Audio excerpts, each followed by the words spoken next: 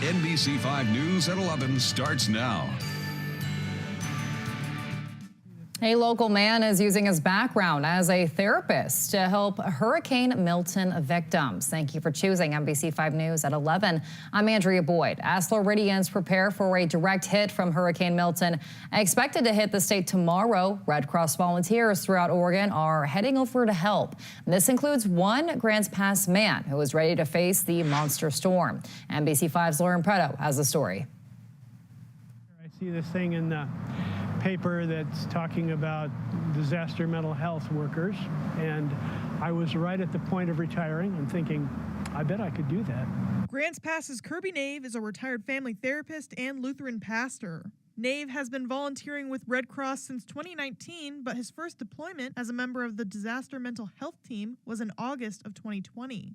4 years later, he's done volunteer work for fires in Southern Oregon and California, along with hurricane work in Louisiana and Florida. With fires, it's very intense, but it's located to within like 10, 20 miles of where the fire was.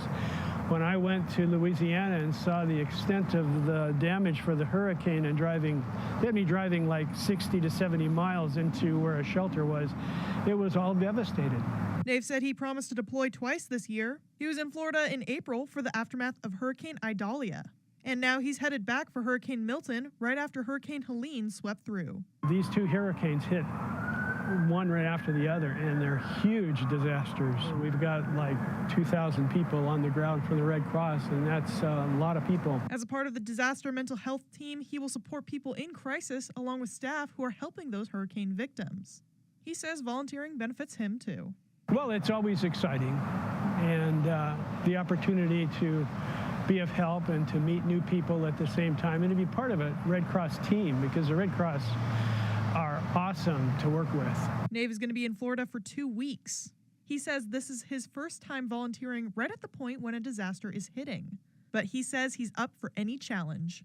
I just have to be of help to somebody. And this is where people are the most vulnerable, when you lose everything. When you're 75, you start thinking, I got stuff that I still want to do. So this is also an adventure. Thankful to all the volunteers going out to help in Florida. Lauren Preto, NBC5 News.